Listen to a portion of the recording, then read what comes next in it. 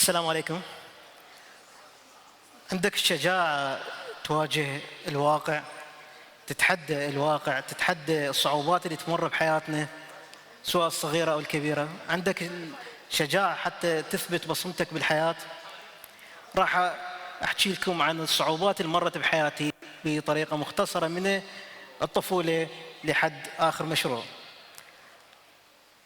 نبدي سنة 1994 20/5 انولد طفل مختلف عن بقية الأطفال، طفل بإعاقة نادرة.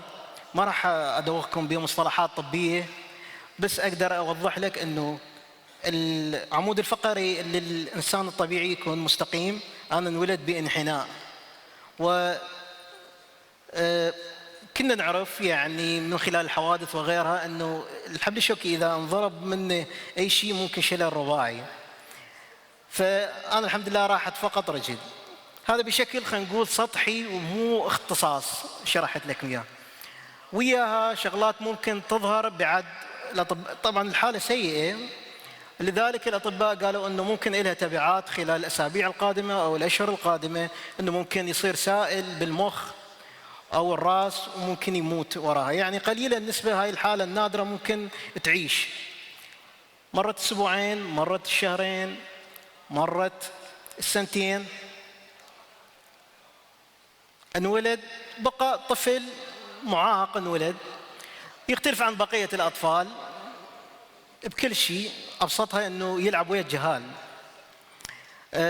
كانت المحببة إلى قلبه فقط القلم والورقة يعرفها.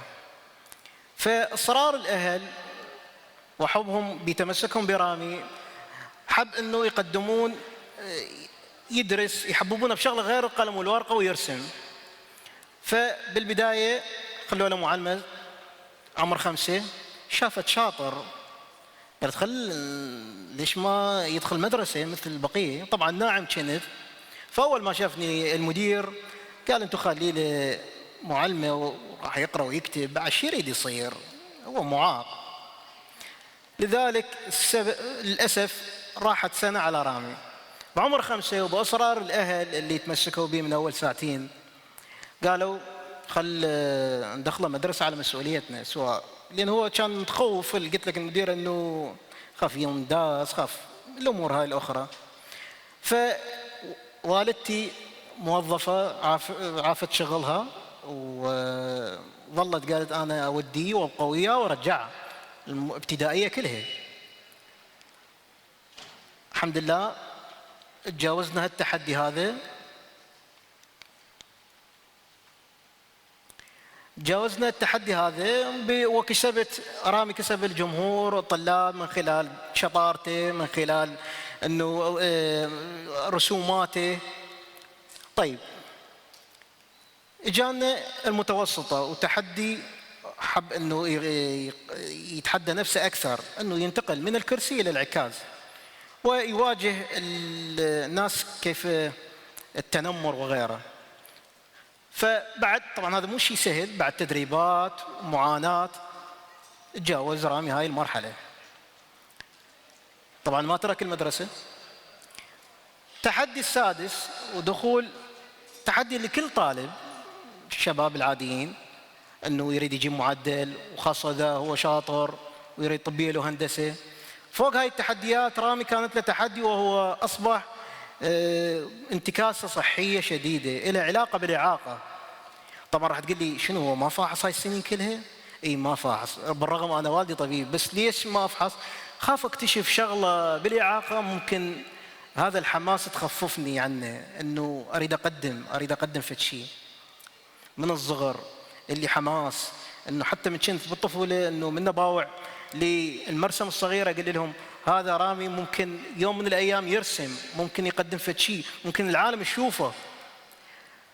فللأسف ما قدرت، بصعوبة أنه أدرس السادس، بالرغم ما كنت إعفاءات عام بس المتوسطة كلها يعني 95 وصعد.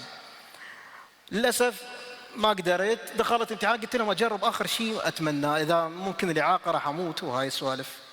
فجربت حظي، دخلت بعدها قبل حتى ما أشوف المعدل.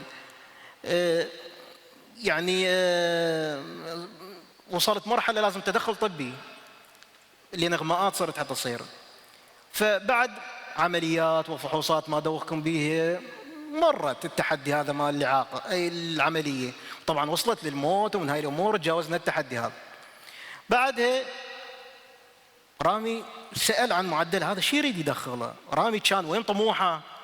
قال له معدلك ما يجيب حتى هندسة أو علوم أصلا بكلية عادية. طبعا ما العمل، دخل كلية خاصة اللي هي علوم الحاسبات. الشيء الثاني من هوايات رامي اللي حتى قبل لا أدخل كلية أنا كنت أبرمج. مرت الأمور بكل سلاسة، مرت الأمور بكل سلاسة، ومعها ما ترك الفن.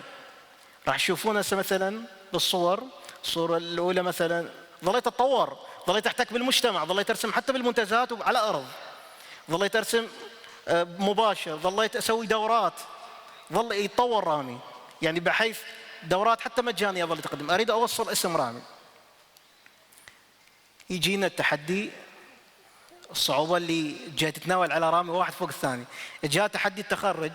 تحدي التخرج الكل طالب أما يتعين أما يكمل دراسة. التعيين في بلدي للأسف صعب جدا، ما حصل تعيين. طيب أريد أكمل الاختصاص، كنت بوقتي الاختصاص لازم أطلع برا، للأسف ما قدرت أطلع بوقتها، مو لأسباب صحية بس غير شيء. زين ما العمل، أنشأت رامي التميمي موقع وصفحة بالبدايات، الإنتاجات الفنية والتكنولوجيا والتصميم، تحتوي إنتاجات فنية مثل رسوماتي، جاي يشوفون طبعا هاي بعضها على الصورة على الشاشة. رسمت بكل شيء، تقنيات بكل شيء، مارست تقنيات عالمية من ضمنها الإسقاط المتوسط اللي حتى الدافنشي اللي تخلي العيون اللوحة تتحرك وياك. رسمت، اشتهرت، الشهادات جاي يشوفوها هسه طبعا هاي ربح اللي موجودة، الدروع والشهادات اللي حتى ما عندي مكان ظليت أخليها بالمعرض. هاي ربحن جامعة الدول العربية راح يشوفونها، هاي بعضهم طبعا. القنوات ظليت تطلع بالنعيم وغيرها، قنوات BBC وغيرها، معارض داخلية وخارجية، تركيا مثلا، فرنسا. مشاريع دخلت من ضمنها مجلة سندباد من أول عدد، تحياتي طبعا الدكتور ضرغام. ظليت أصعد فنيا. راح تسألني طيب علميا مشاريع عديدة طبعا، راد لنا أكثر من تدكس حتى أفتحهن، بس راح أحكي لكم عن التحدي شلون ندمج بين الفن والتكنولوجيا. الفن والتكنولوجيا، أنا بيوم من الأيام قعدت ويا نفسي قبل 4 سنين تقريبا، أنا ليش جاي كأنه واحد عنده عملين، الصبح شيء والعصر شيء؟ ليش أنا مجتمع الفن يعرفني رامي الفنان، مجتمع التكنولوجي يعرفوني رامي بالمشاريع الحلوة، ليش ما نوظفن سوا؟ اشتغلت على هذا الشيء أنه أكون لوحات تفاعلية. اللوحات التفاعلية عن طريق الواقع المعزز. الواقع المعزز طبعا اللي هو إسقاط الأجسام الافتراضية على الواقع المستخدم يعني الحقيقي، البيئة الحقيقية. طيب راح تواجهني صعوبات، الصعوبات والتحديات. أنت إذا حتى لو مو مختص، طيب أنا شلون أوصل له فكرة شنو؟ أغلبنا ممكن يقول شنو ما فاهم حتى الواقع المعزز شنو. طيب هو ممكن اللوحة هي بدون واقع معزز ما راح صعبة عليه. طيب أنا شلون أشرح له هاي التكنولوجيا؟ أنا أريد أستهدف حتى الناس اللي مو خبرة مو اختصاص. طيب التحدي الآخر صعوبة الوصول. التكنولوجيا حتى لو مو انت مختص تعرف انه لازم لابتوب اقل شيء، كاميرا غيره، وخاصه الواقع المعزز يراد له يعني معدات. هاي ما اريد انا املل المستخدم، ما اريد املل الشخص اللي يجي يفتر علي بالمعرض، تعال لازم كاظ لفت شيء كاميرا او مدري او لابتوب واعرض له وافتر ورا، لا نريد سمبل. طيب صعوبه الاستخدام. التكنولوجيا هم نعرف لازم تطبيقات برامج حتى تحملها، خاصة الواقع المعزز. يعني أنا إذا أريد أسوي مثلا تطبيق وأقول له حمله، يعني أنا يجيني زوار هسه مثلا 500 واحد، كل واحد لازم أنزل له التطبيق ويشوف، هاي الشغلة صعبة جدا يعني مملة للناس. فشلون حلينا هذا الشيء؟ عن طريق راح نشوف هسه مثال حي.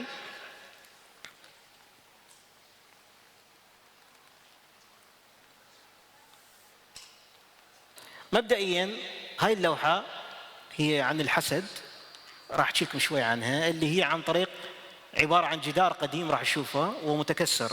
الجدار عبارة عن هو صحتك امثله، انت ايش قد ما كنت تعبان على صحتك ونجاحاتك وحاب يعني بكل تعبان على نفسك بالعامية، يجيك احد ببساطة ممكن يصيبك بالعين ويهشمك ويفجر منك اللي يمثلهن الالوان، كل لون يرمز لي شيء معين، مثلا الاصفر للغيرة. طيب انت اذا مو صاحب يعني فنان او اختصاص راح تقول يا ريت هسه انت مبسطها الي انه راسم لي عين على الاقل حتى اعرف انه هي ترمز للحسد. راح اقول لك هنا الفكره انه انا اريدها ناقصه يكملها الواقع المعزز. مثل ما قلنا صعوبه الوصول نقالك، منو ما عنده نقال، وصعوبه صعوبه الاستخدام راح اخليك فقط تقرا باركود. طبعا هنا الباركود تفتح قراءة عيون بس حتى يشوفون البروسيس كامل، تقرا الباركود راح يفتح لك لا لافو بيانات،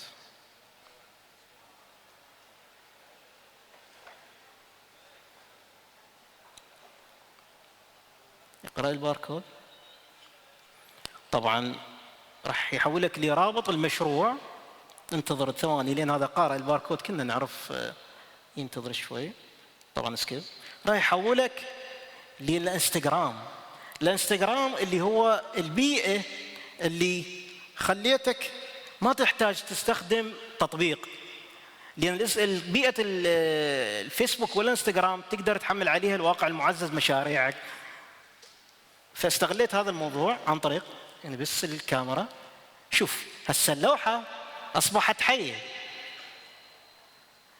هسه تكمل عندك الصورة، تكمل عندك الصورة اللي هي قلناها، نعيدها بصورة سريعة. الجدار اللي أنت تعبان على نفسك اللي تكسرت بسبب إصابتك بالعين. طيب العيون اللي هي ترمز العيون الحساد اللي يتحركون، طبعا برمجتها وتصميمها الموديلينج والتحريك الانيميشن كل هذا كل هذا المشروع رفعناه على البيئة اللي نقدر نرفع عليها الواقع المعزز اللي هي اما الكاميرا الانستغرام او الفيسبوك. طيب هنا راح تقول لي ممكن هذا جانب ترفيهي، ممكن احنا نستغلها بامور اخرى مثلا تعليم طب غيره. جميل جدا، ليش لا؟ نفس البروسيس تاخذ لها توافق عليها طبعا لان حتى السماحيه، وانا تقصدت اخلي الشيء هذا جدا صغير اللي هو هويتي. راح تشوفون اذا وجه عليها هذا شنو؟ هذا الرام. طبعا المو مختصين، المختص راح يعرفه هذا الرام جزء من اجزاء الحاسبه، جزء من اجزاء الحاسبه طبعا. واذا تضغط عليه راح يطلع لك تفاصيل الرام DDR4. هذا الشيء ممكن احنا نطور به التعليم، ممكن بابسط الامور مثلا مدرس بيده كارتات بجيبه يشرح الاجزاء مال الحاسبه كلها بهاي الطريقه، انه بدل ما يحتاج اجزاء نصرف اجزاء حقيقيه بيده، ممكن يشرح بطريقه سلسه للطلاب ويفهموها. ومثل ما قلت هذه الموديلنج والبرمجه انا. طيب وبالطبيه وغيرها نفس الشيء. طبعا هذا كله راح تشوفونه هسه بالبريك. من راح يصير البريك تقدرون تتفاعلون وياه بنفسكم، انت جهازك واذا ما عندك حتى لو نت انا اعطيك نت راح تتفاعل بهاي اللوحه وبعد لوحه وحتى هاي. طبعا هذه اللوحه واحده من 20 لوحه، معرض ان شاء الله قريبا يعرض. طيب الان بعض التساؤلات اللي تجينا المستخدم العادي ما احتاج هاي التقنيه نقدر نوظفها؟ جاوبتكم انه نقدر نوظفها باي شيء بهاي السهوله. طيب هاي التقنيه متاحه للجميع لو انت فقط محتكرها؟ لا، ما محتكرها، مستعد اعلمها ومستعد نطورها. وبالعكس انا اتمنى من اكون من الصناعات الابداعيه الثقافيه CCI اللي هي نستثمر هاي الطاقه في خدمه المجتمع، مو فقط انا ترفيه وغيره والي بس، لا بالعكس. ومستعد ابني شركه بها موظفين ينتجون شغلات بابسط الامور، ابسطها ممكن انت فنان ما عندك الاستطاعه التكنولوجيه، انا ممكن اطورها لك، اطور لك شنو الفكره مالتك، اطلع لك اياها وممكن تستخدمها بالطريقه اللي تعجبك. طبعا هاي قلنا على الفن وغير الفن. طيب هنا أنا بالنهايه اذا تسمحوا لي انهيها وانا واقف.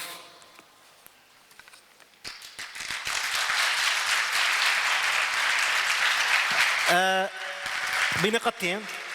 اول مره اشكر عرابين رامي التميمي اللي هو اهلي اللي تمسكوا بي من اول ساعتين وهاي السنين كلها. ثانيا كون بالشجاعه اللي تتحدى بها صعوباتك اللي ممكن هي بسيطه. رامي شفتكم بعض الصعوبات اللي مر بها ومستعد اخوض صعوبات بعد اكثر وانجازات اكثر واكثر. ولا تنسى، لا تنظر للمعاق على انه عاجز، فكم من عاجز حقق ما عجزت انت على تحقيقه. تحيات رامي.